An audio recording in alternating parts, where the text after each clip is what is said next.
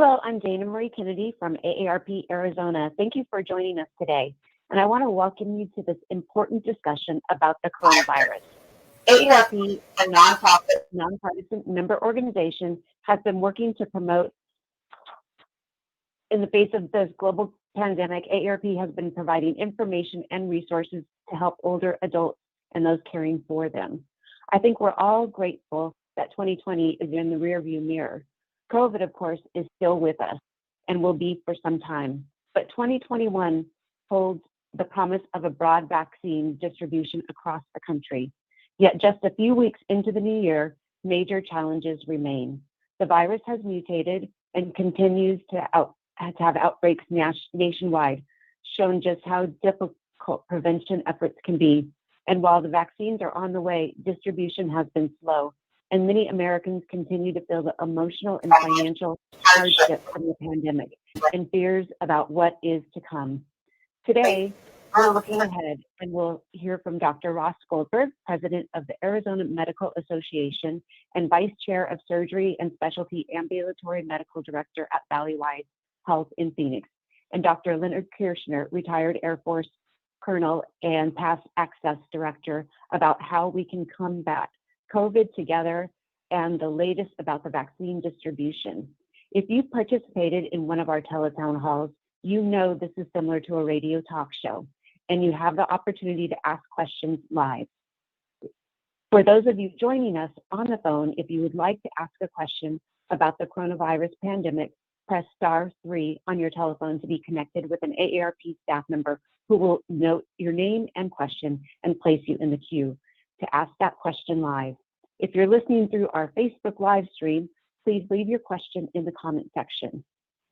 We've had folks join us on the call, and I've been speaking, and I want to extend a welcome. I'm Dana Kennedy with AARP Arizona, and I want to thank you for joining this important discussion on the global coronavirus pandemic.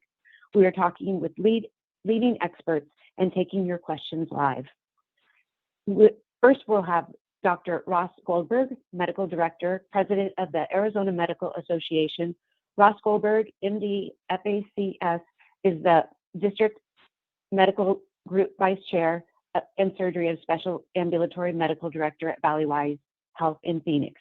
He's an Associate Professor of Surgery at both Creighton University School of Medicine and the University of Arizona College of Medicine in Phoenix.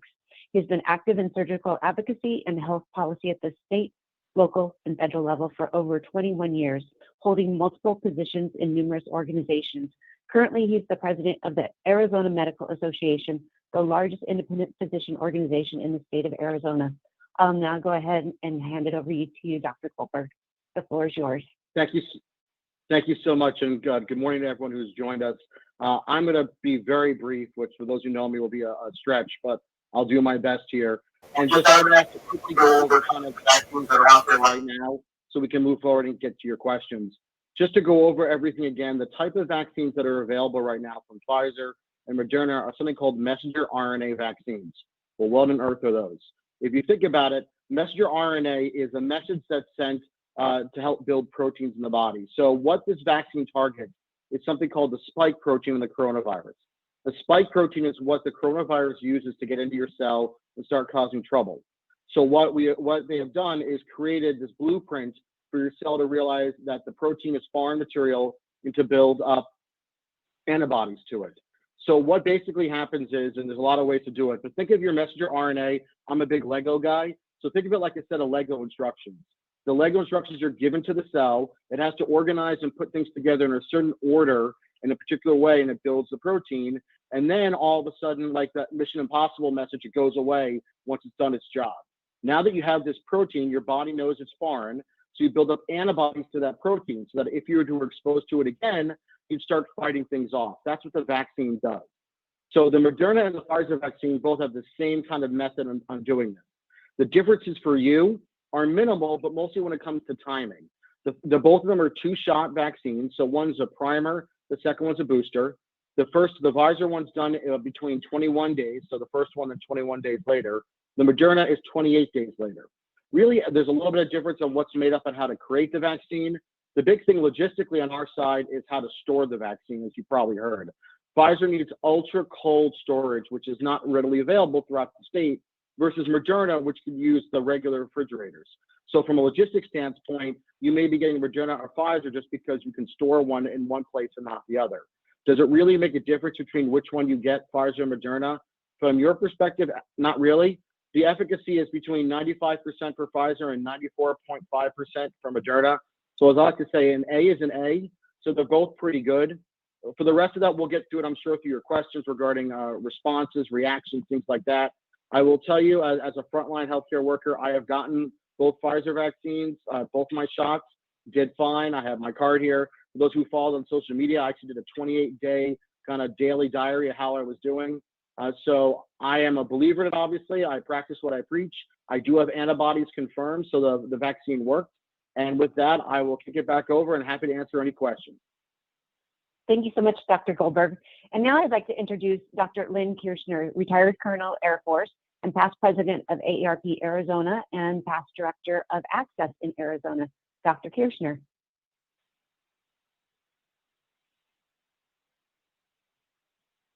Lynn, we can't hear you. Lynn? Can you hear me now? We can hear you now. Yeah, I'm having trouble getting feedback on the screen. I'm going to get out of here.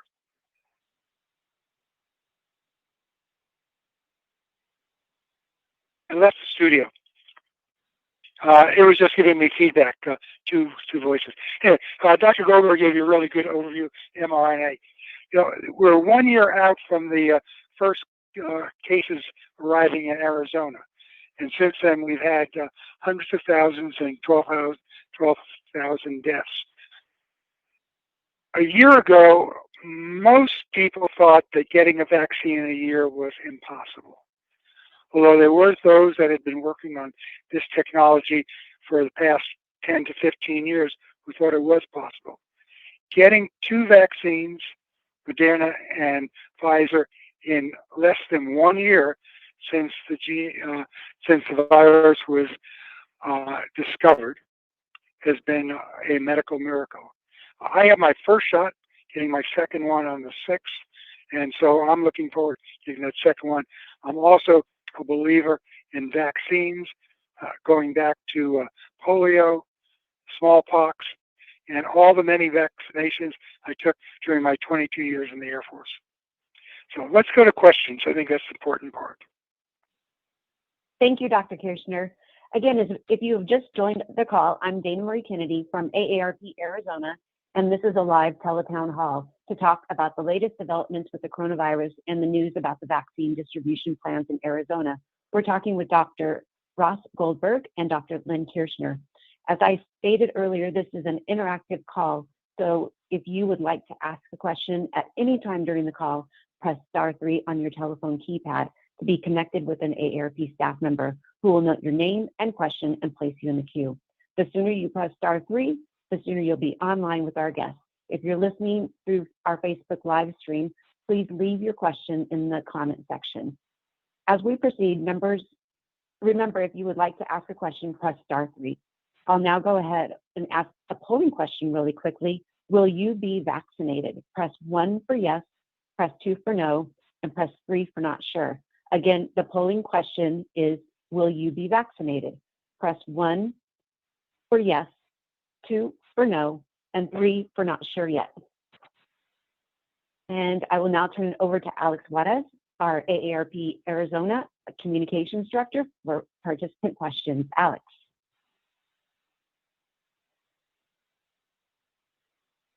Can't hear you. You're on mute, Alex. There we go. My apology. What would it be, a Zoom call or one of these virtual calls without not muting our microphone? So my apology. Thank you, Dana, and welcome to our listeners and also our Facebook Live viewers. Dr. Goldberg, Dr. Kirschner, thank you so much for being here with us today.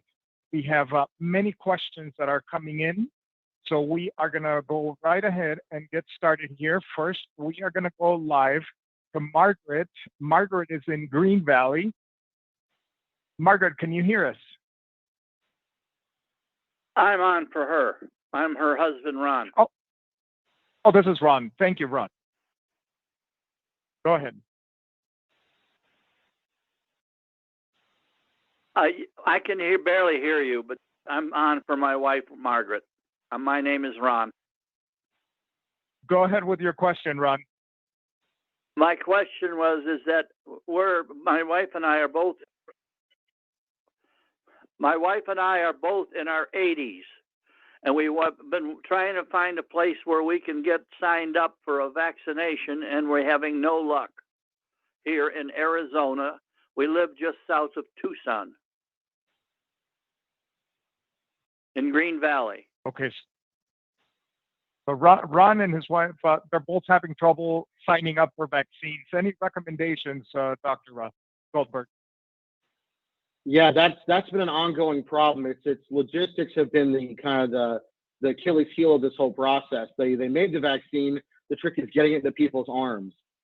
Down in Tucson and Pima County, now they are just teamed up. Now there were two main sites that were giving it out. Now the U of A is opening a third main pod down there.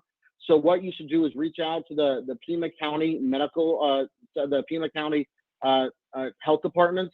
They're the ones helping to coordinate. You there's a website that the Arizona Department of Health Services has put out. If you go to azdhs.gov, they have a whole coronavirus section. There's actually a vaccine map now where you can find places that are giving the vaccines.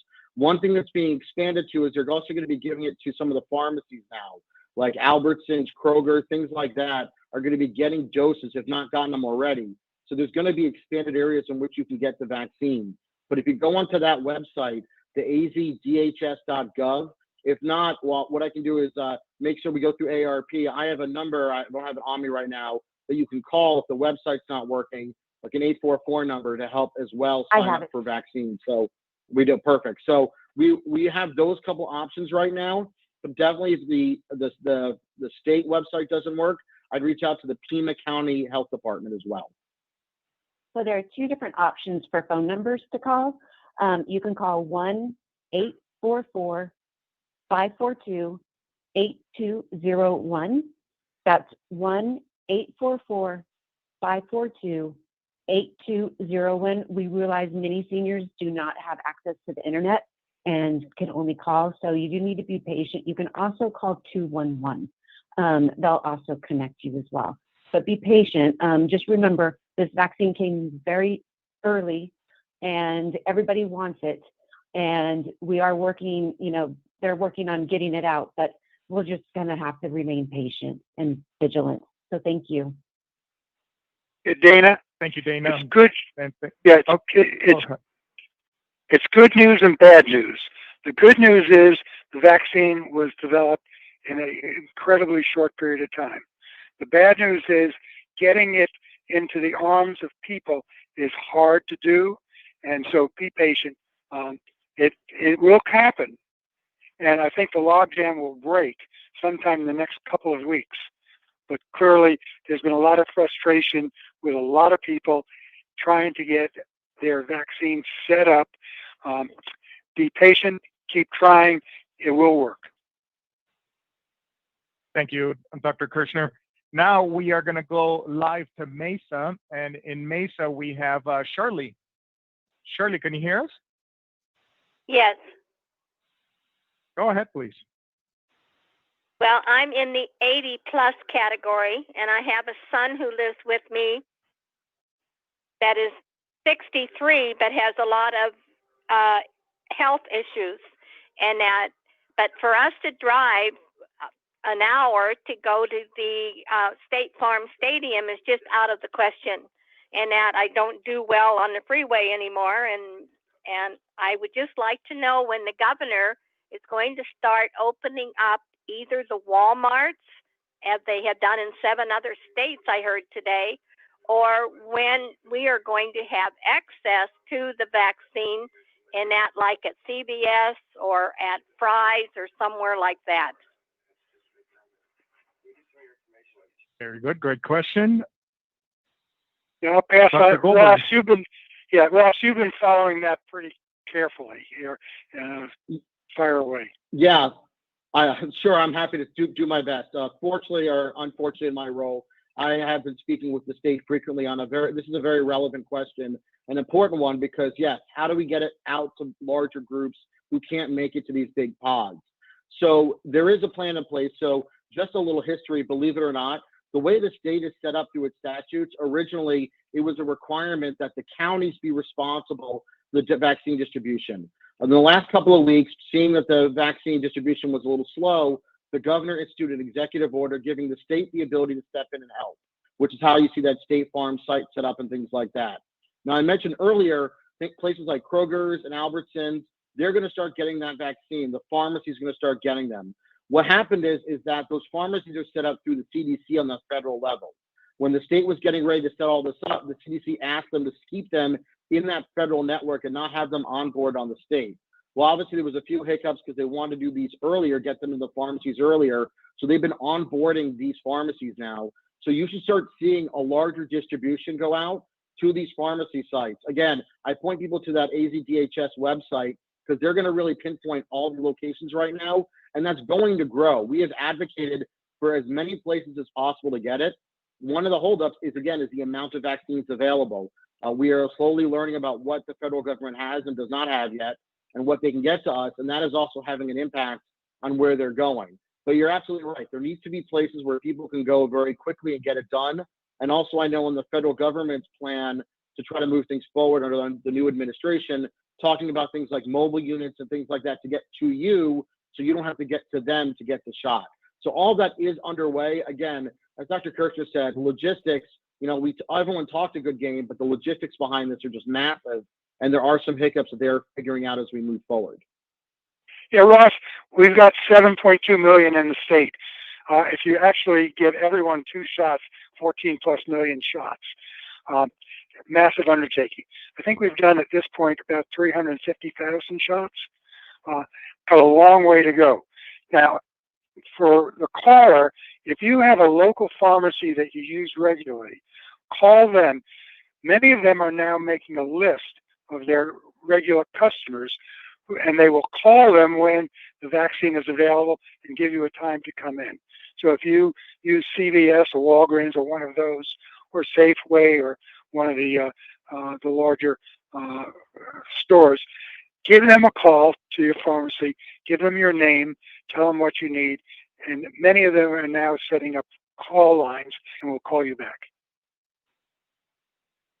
Thank you, Dr. Kirchner. And Dr. Goldberg, one more time, if possible, because there's a lot of questions about the getting vaccines at the pharmacies.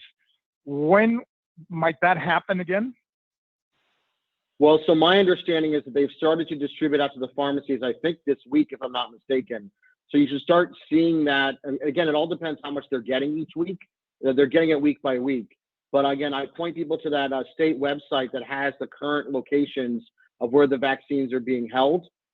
We can follow up. I can follow up after the call as well with DHS and get back to you exactly when other sites are going up. But my understanding, both Albertsons and Kroger's are some of the locations across the state that are going to be getting, I think 5,000 doses each was the number I heard most recently.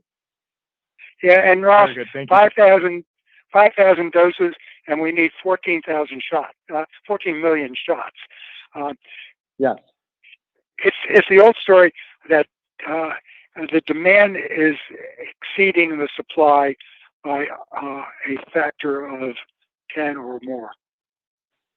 Right, but also, and to remind all the listeners too, right now we're only talking about 2 vaccines. The hope and plan as more vaccines come out, it'll be distributed to a larger group. The Johnson & Johnson, the AstraZeneca, the Novavax vaccines that are coming down the pipeline. The government actually planned for that and bought a variety of doses for each one. So people will be getting different vaccines as they become available, which will also exponentially increase access to vaccines. Yeah, and the Johnson & Johnson, they should be going in for a authorization sometime in the next 2 weeks. It'll be a 1 dose rather than the 2 doses for Pfizer and Moderna. Exactly. That will definitely help. We are going to go to Tucson this time, and we have Sandra. Sandra, can you hear us? Yeah. Yeah, go ahead with your question, please. This is Michael. Go ahead. This is Michael. Here's Michael. Sandra or Michael? Uh-huh. Yeah, the question was, he's been quarantined since March. He's paralyzed. He's on long-term mercy care. There's a doctor that comes once a month, gives him his flu shot and that sort of thing.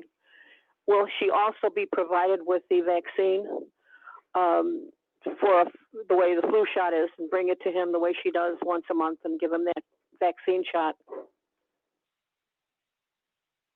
That's a Very good great question. question. I don't know the logistics of that, but that's exactly pointing to the issues that everyone has to deal with, that there are people that can't get to these sites, and we need to bring the vaccines to them. What I can do is remind DHS, I know that's in the plan.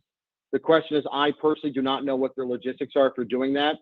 In theory, that's what should be done. It's easy for me to say that. I don't have to make the decisions on that, but I can recommend that that's what they should do. So I will follow up with DHS. I talk to them every week and point out that we have members of this state that can't get anywhere, and they need to have the vaccine literally brought to their doorstep. So absolutely, I think that needs to be part of their plans. For those who can't go anywhere, who are quarantined, they need to have the vaccine come to them. And right now it's a 2-shot deal. And then hopefully after that, you won't need anything for a while. Is he on Altex? Excellent. If they're on Altex, I do know that the Access Director is working on a plan to be able to get the vaccine directly to people who are on Altex.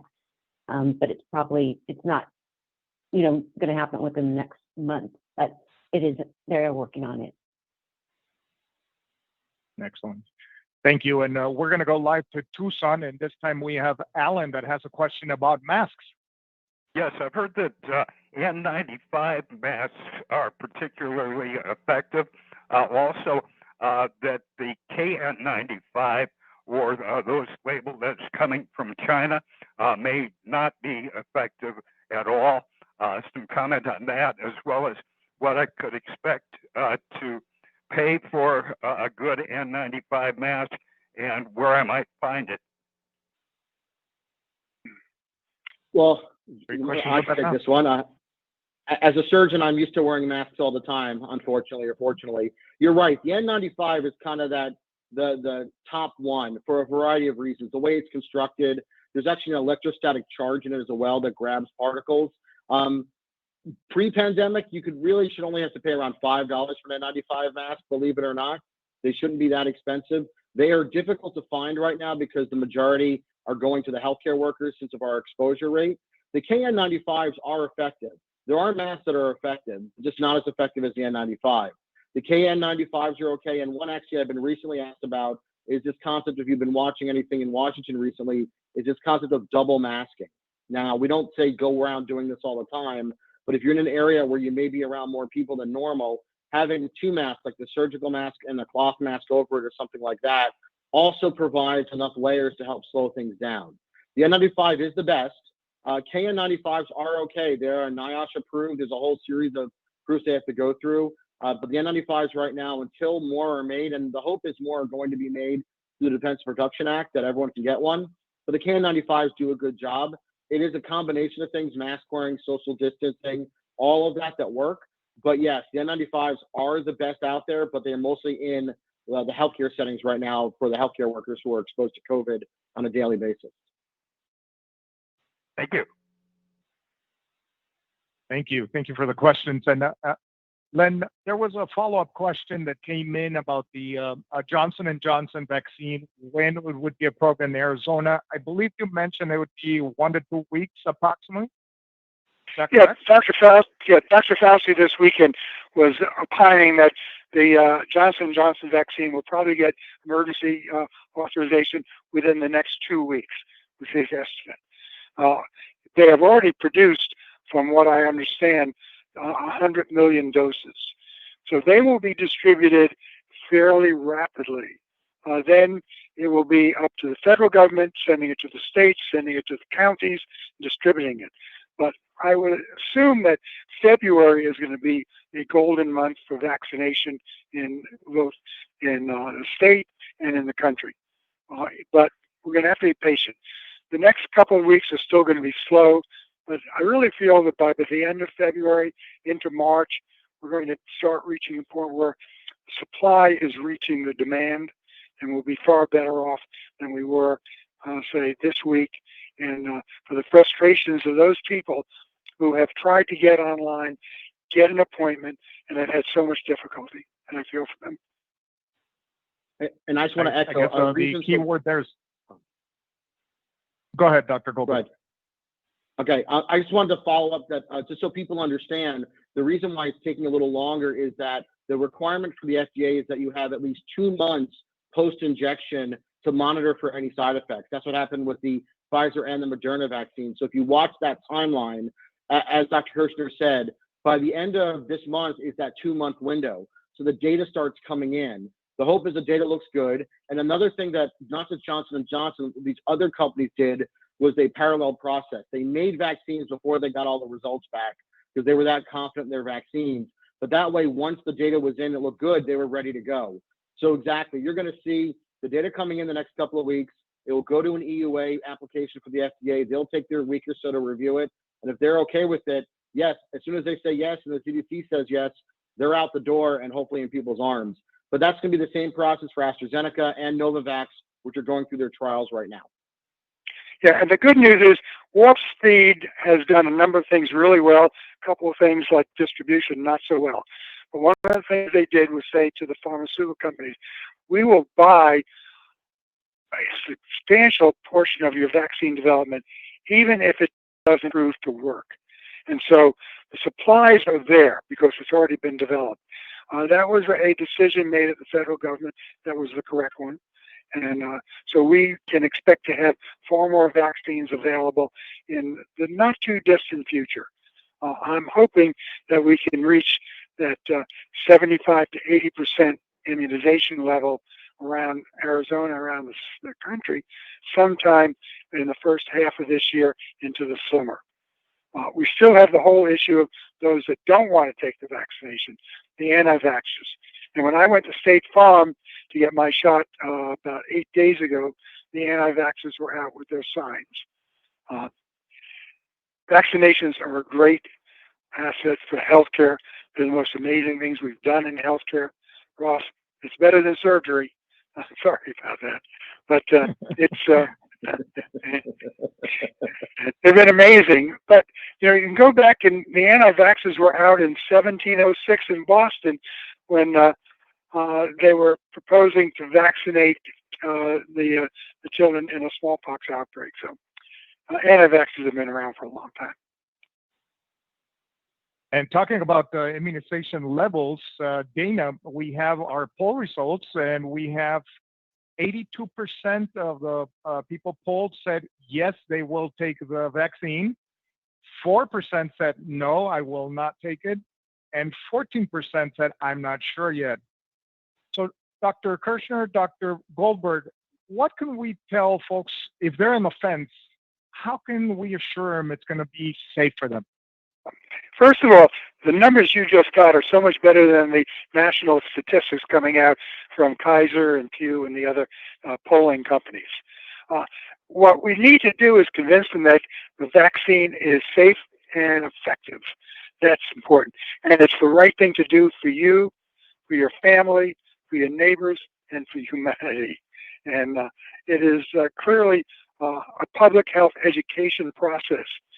As you know, I like to write op-eds, letters to the editor, and I've gotten a couple recently about why they should get their vaccine. But it is a major effort to convince those that are reluctant to understand this is what they should do. And I think also is if you see people you know get it and they're doing okay, that also helps. So again, like I said, I got to get mine on TV. I did mine with a press conference with Dr. Christens, a few others. So I really kind of put myself out there. But again, to prove that it's okay, I was okay doing that. I didn't feel like a guinea pig. I knew the data.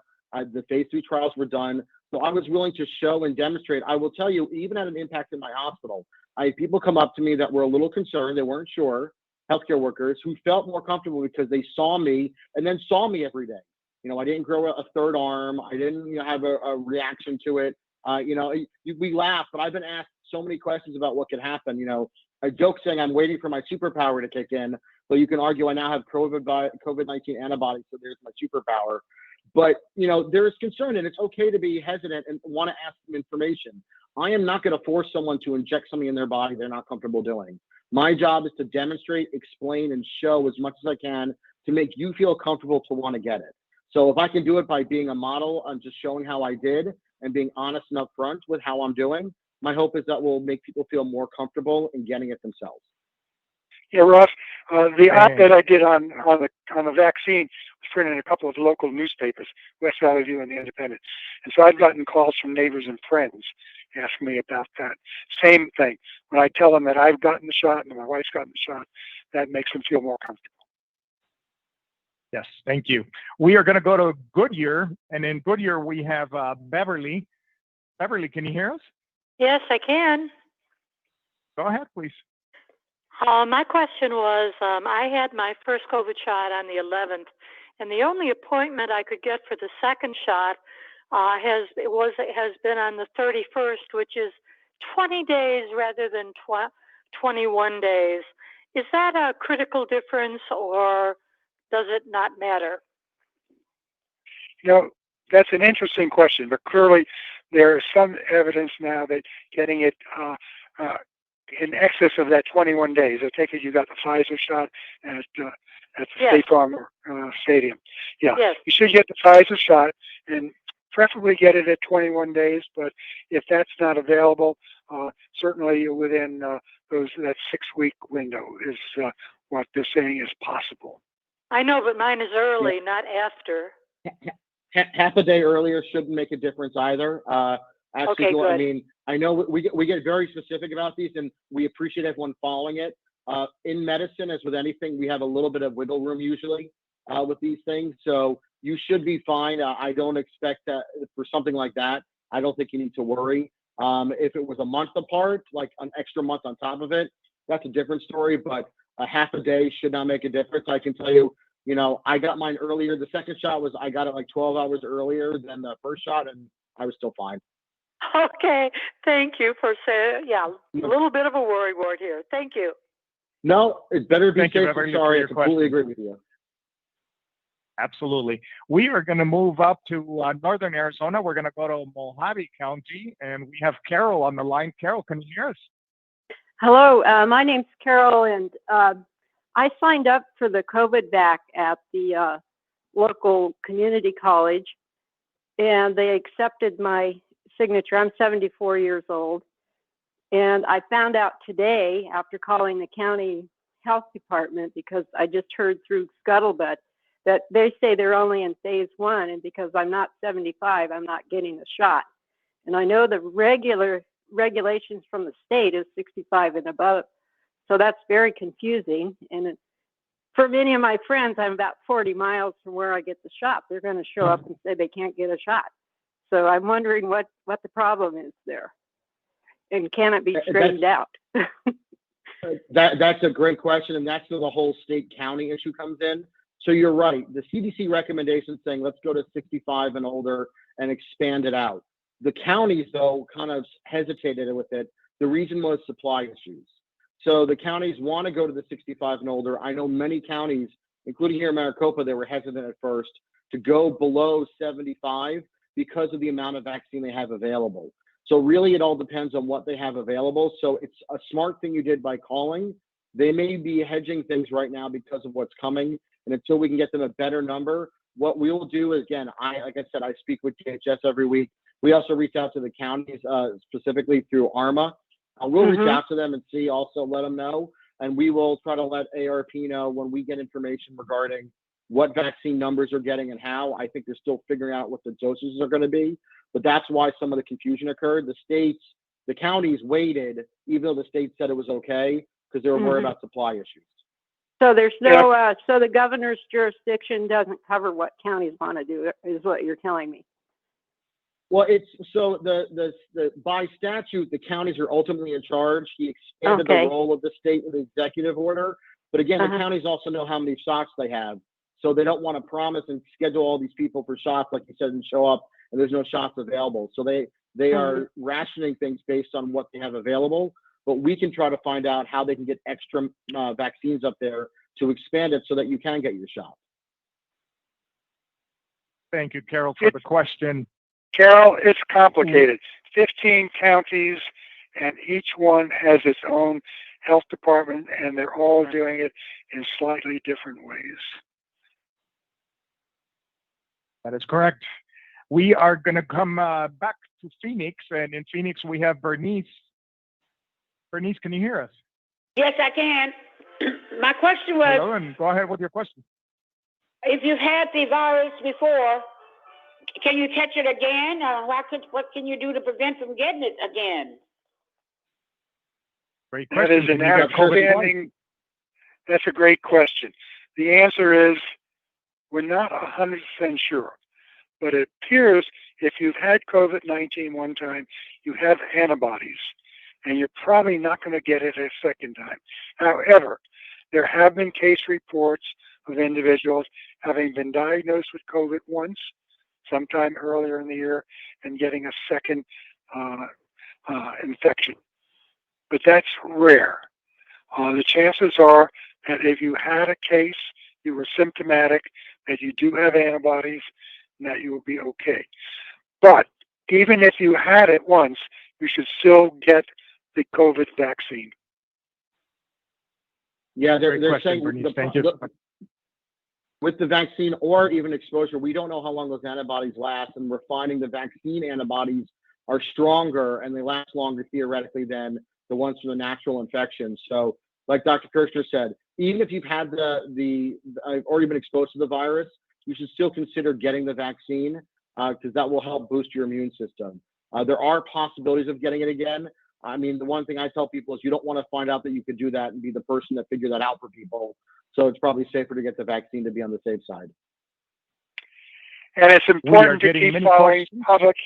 Yeah, it's important to keep following public health guidance: masks, social distancing, and washing your hands.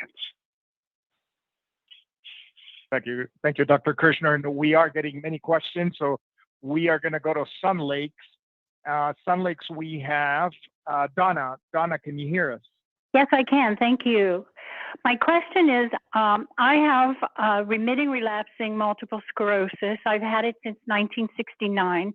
I do not take any kind of beta therons or any kind of medication. I control it with diet and exercise and rest. I also have colitis. And my question is there a recommendation that one of these vaccines in this situation might be more effective than another? That's a good question. Yeah, You're kicking out to me. I'm not aware. Okay, so I'm not aware that one is better than the other. Right now, there are only two that are available. They're both messenger RNA. They're both very similar. I would talk to your primary care doctor about that. That's a very specific question, and your case is unique to you. So talk to your primary care doctor, whoever's caring for your problems, and have a conversation. All right. And then, just so you know, I actually do know some people that have MS that have been talking to their physicians. You may want to look and talk to them also, because if you have a history of responding to a certain type of vaccine in the past, for example, the Johnson & Johnson's a different platform than what the mRNA is. The Johnson & Johnson uses something called an adenovirus. So it uses another altered virus, and some people can't tolerate that when they have underlying conditions. So it is important to talk to your physician.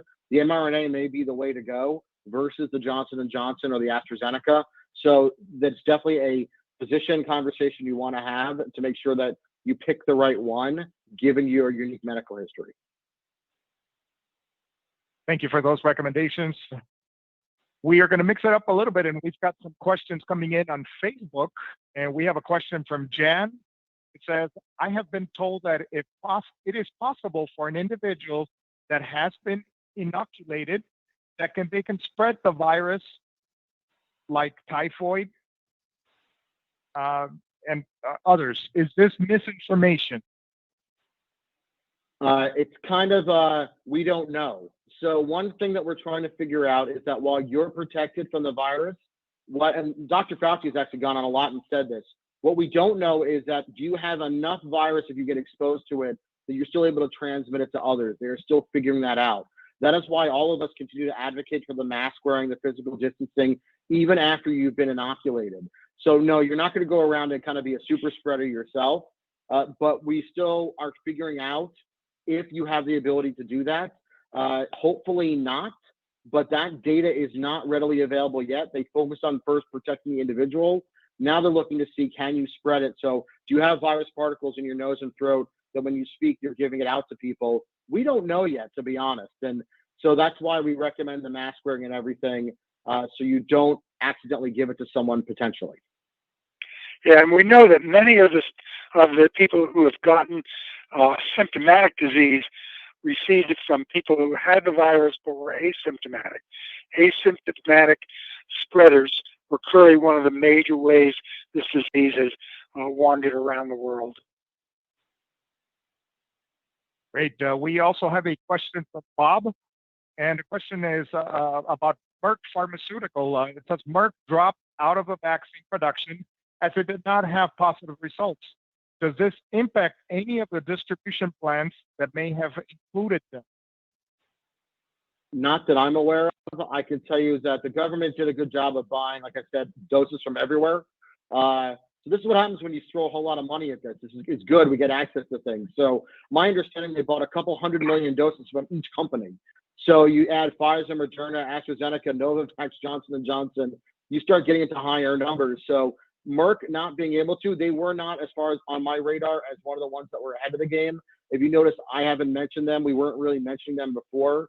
So the other ones are on path. So I don't anticipate there being any impact because almost they never were really there to be counted to begin with. If more show up, great. I'd rather have an abundance than a lack of, but I don't see it interfering with the distribution plans from what I understand right now. Very good. We are going to go now back to the phones, and we're going to go to Tucson. And in Tucson, we have Edna. Edna, can you hear us? Yes, I can. Go ahead, Edna. Yes, I have a lot of medical problems, and I was told my immune system is very low because I also use methotrexate for rheumatoid arthritis. I have heart failure and lung cancer. So, should I take the vaccine? You need to talk to your physician who are taking care of you. You have an individual case. I think they have to make that decision for you, help you with that decision. It's not something that I can recommend either way. It is one that your personal doctor has to make an evaluation and a recommendation. Okay, that's what I thought, but since you guys are on the phone, okay, I better jump in and just question you guys. But okay. Thank you, Edna, for your. It's good to ask. Now we're going to move on, and we're going to Chandler, and in Chandler we have Raymond. Raymond, can you hear us? Yes, I can. My ahead, question, well, my wife and I are both in our 80s. We were lucky enough to get an appointment clear out in Stadium in Glendale, which is about between 50 and 60 miles from us. Do we have to go back to the same place to get our second shot? Right now, yes. But I know that there's been a lot of discussion about, can we find ways to not have people to do that? I don't know if those logistics have been worked out yet. So the current answer is you go back to the same place because they're trying to track it for everyone. But I do know that very problem you bring up is the traveling and everything like that. So that's another one I can follow up with DHS about, seeing have they evolved any further. They were hesitant before, again, just to make sure they knew what was going where. But the hope is that over time we can loosen that up and let you go more local because, yeah, that's a haul to do that twice. Yeah. Do you have an appointment for your second shot? We don't have him on the line anymore. We got dropped. Okay. If you have an appointment, I would say take it. It's worth the trip. Yeah. Excellent. Good recommendations there. We are going to go this time to Yuma. And in Yuma, we have Joe. Joe, can you hear us? Yes, this is Joe. Go ahead, Joe. Yeah, my wife and I are both in our 80s, And the last question there was somewhat answered it. We got our first shot on January the 11th, and getting an appointment for the second shot here at Yuma County is very difficult. Haven't got one yet. Don't even foresee. The question is, what if it's 4 or 5 months between the two shots? Is that effective, or should you start over? And the second question is, if you have it, do you have to take Moderna? What if the Johnson & Johnson one-dose shot comes along in about a month? Can you just go to that instead of completing with Moderna?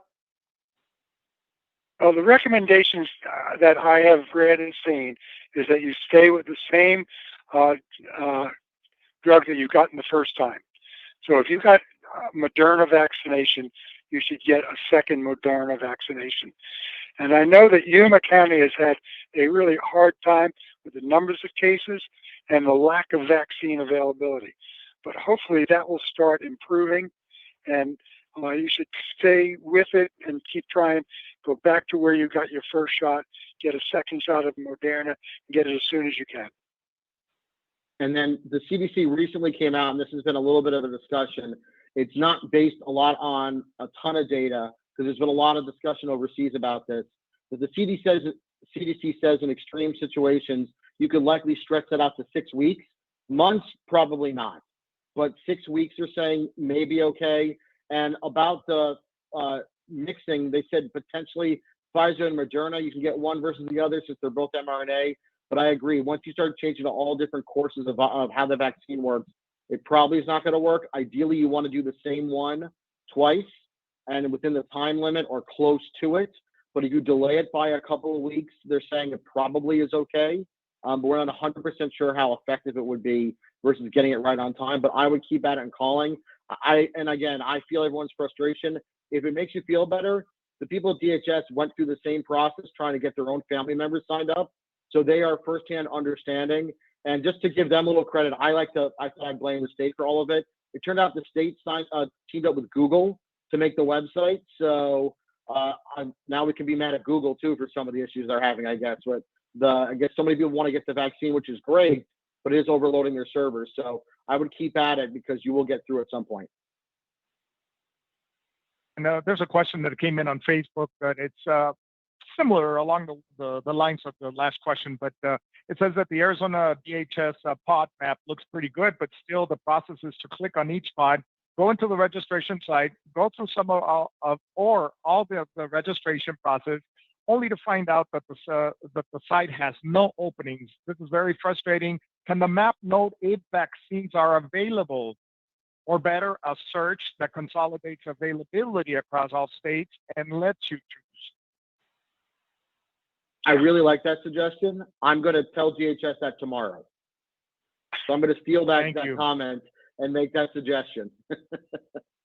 And I know that comment. Absolutely. And just to note, they are updating the website to make the fixes. And I know that some of that was supposed to be fixed on Friday at noon, but unfortunately, no appointments are available. So I will say the State Farm site has appointments through February already filled, and they have appointments as busy as 2 a.m. as they do at 2 p.m. right now. Yeah, but keep checking the county websites because they do continue to update as they get vaccines as well. Great. Dana, we have many questions still on the queue here, and we have about 10 minutes left on the town hall. So we're going to do a speed round, and we're going to go real fast to Tucson. In Tucson, we have Linda. Linda, go ahead with your question, please. Okay, can you hear me? Mm-hmm, Hello? Can. Yes. Okay, great. Yeah. I'm 73 years old with a pre-existing condition of a pulmonary problem, which 2 doctors have told me I am at extreme risk if I get sick. However, in Pima County, they are giving the vaccine to young people. They're giving the vaccine to faculty members who aren't teaching, but they are refusing to open the vaccine up to people 65 or older. So my question is there any way that AARP or somebody can start talking to the counties about what the CDC recommendations are and getting the vaccine to the people who really need it? That's a good question for Dana. Yeah, we have been advocating just this, and we'll continue to advocate. We know how important it is for older people to get this vaccine, and had conversations last week, made some suggestions. So we're going to continue the conversations and continue to advocate to make sure that the older people are a priority who have just been absolutely devastated by this coronavirus, COVID-19. And I can tell you from the medical association standpoint, we reach out, we frequently talk to the Pima County people as well. We are trying to get our physician members to be able to provide vaccines as well to expand the ability to access it. So we will continue to advocate from our end as well. Again, the rate limiting step for all of us is supply. And right now you have like the big healthcare systems kind of running the show down in Pima, Banner, and Tucson Medical are kind of coordinating things. But we will continue to reach out as well to help advocate for you also. Fantastic. We're going to go to, I believe it's Lake Havasu, and it's Sherry. Sherry, can you hear us? Yes. Go ahead, please. Yes. My question is, here we have, I'm calling for a whole group of people who are in the 92 and down to 75 age group. None of us has had any luck getting an appointment, even getting anyone to answer the phone. The websites don't even list vaccinations. For example, Embry. Now, Embry gave shots on Saturday, but no one knows how you were able to sign up for that.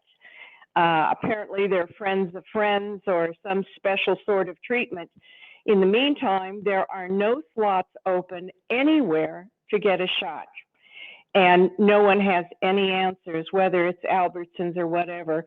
CVS and Walgreens are not giving shots to the general public. They are only inoculating people who are in convalescent homes or in special facilities, care facilities. They are not inoculating the general public. So we are stuck. All of us are stuck. And we wondered if anyone knew about a pencil and paper, and if they could write down the name of the person and their age and their phone number, and then simply call them back and going through the list, tell them when to appear for their shot. And if they don't appear at that time, they have to start the process for reservation all over again. Seems so simple, but none of these people has a computer, and we're stuck with the phones, and no one will even answer. You can imagine how frustrating that is. Anybody want to take that? I can imagine how frustrating that is. I mean, I apologize on behalf of everyone who hasn't answered. This is unfortunately an issue with the logistical issues that we can bring back.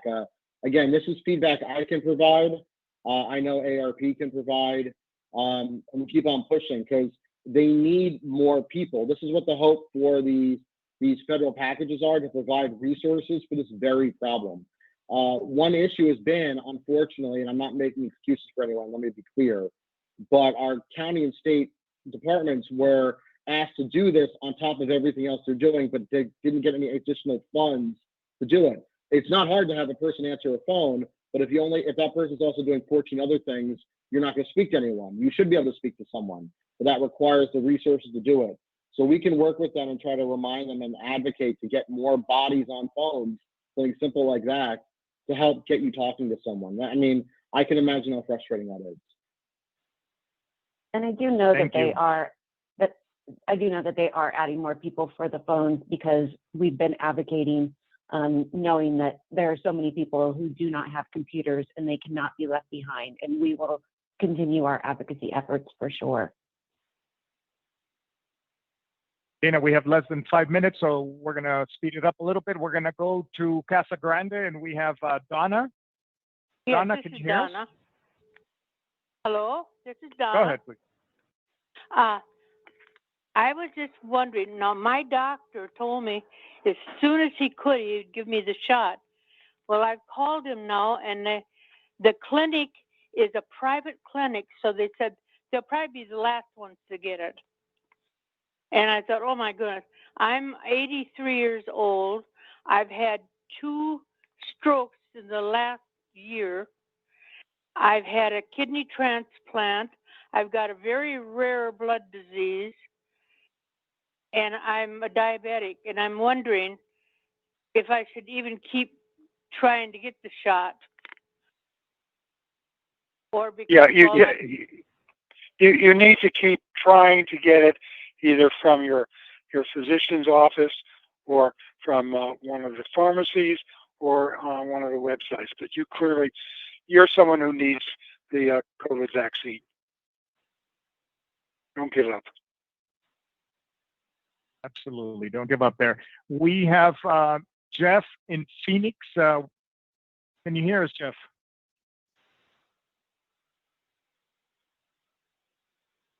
Jeff, can you hear us? Jeff is not on the line. So we're going to go to the last call, and we're going to go to Scottsdale. And in Scottsdale, we have Robin. Hi. Robin, can you hear us? Yes, I can. Okay. I like the lady that was talking about representing that group of people because she had some of the same issues that I do. I got my first dose when the B group opened up. They sent us to Chandler. We were not able to get an appointment for the second dose.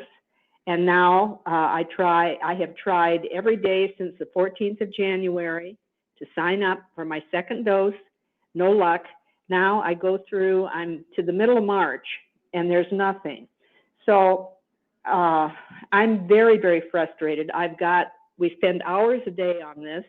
I've got 1, 2, 3, 4, 5, 6 phone numbers that I'm calling for help. I can't get a call back. I've emailed for help. I can't get an email response. I've called Maricopa County and emailed them. I've called the Arizona Department of Health Services. And then every couple of days, I get this nice letter saying, congratulations, you've had your first dose. Now you need your second one. So sign up. Thank you very much. So I need to speak to somebody that can help me schedule something. Does AARP, you have an advocate? Do they have a phone number that somebody could help us? I'm 79, he's 84. We would drive anywhere, any time of the day, as far as we have to go to get the second dose. Our second dose is due February 4th. Can you help me? Dana, any suggestions? From my understanding, what's supposed to happen is when you leave now, they're giving you an appointment. There are people who left who didn't get an appointment. If this was in Maricopa County, I believe you are in Scottsdale, the Department of Health is supposed to be giving you a call to set up that second appointment. So there is a vaccine waiting for you. We know that you need to get the appointment. I know it may not be the answer that you want or need, but you definitely will get it. And if you don't get it by February 4th, the doctor can comment about that. Well, again, also, there's a little, I'm sorry again, your frustration. Just hearing the story gets me frustrated for you. Again, I can go back in my role also and remind the state and the county that we have people that are not getting responses and we need to get them taken care of. As we talked about, you have a little more of a window than we think regarding when to get it. But yes, the sooner to the date is better. So I would keep on, waiting for those phone calls, reaching out. We will reach out from our end and see if we can help remind them that they have to get a hold of these people because they're keeping a track of everyone who's gotten one. So they know when you've got it and they know when your next dose is. So I will do some reminding tomorrow if that's okay. Yeah, thank you so much for the question. The system is getting updated. It clearly is clunky. I got my shot on the 16th of January. It was my 85th birthday. That was my birthday present. And I was able to schedule a second shot right there in that 15-minute window waiting after the shot. But they stopped doing that. Now they are doing it. But I'm getting that same nice email from the Department of Health Services saying, congratulations, you got your first shot, sign up for your second. So clearly the systems aren't speaking to each other yet. So Ross, if you're talking to Dr. Chris, you might fill her in on some of the conversations today because they're heartbreaking. And clearly we need to do better. Yeah, I will get all this Absolutely. information up the food chain. I'm really good at being a nudge, so I'll do that tomorrow. Thank you so much. I wish we had more time for more questions. Dana, I'm going to have to turn it back to you. Thank you, Alex. On behalf of AARP Arizona, I want to say thank you to everyone for taking part in today's telephone town hall discussion on the coronavirus pandemic. We've been talking with Dr. Ross Goldberg and Dr. Lynn Kirschner, and thank you for joining today. As we near the end of our call, I don't think we actually have time for any other remarks. In the face of this crisis, we're providing information and resources to help older adults and those caring for them protect themselves from the virus, prevent its spread to others while taking care of yourself. For more information about the coronavirus in Arizona, you can go to aarp.org/AZ, or you can call 1-888-687-2277. Thank you for participating in the discussion on this important topic. We apologize if we were not able to answer your questions. You can also obtain valuable information through AARP publication on our website at aarp.org or by calling 1-888-687-2277. Thank you, and this concludes the call. Goodbye.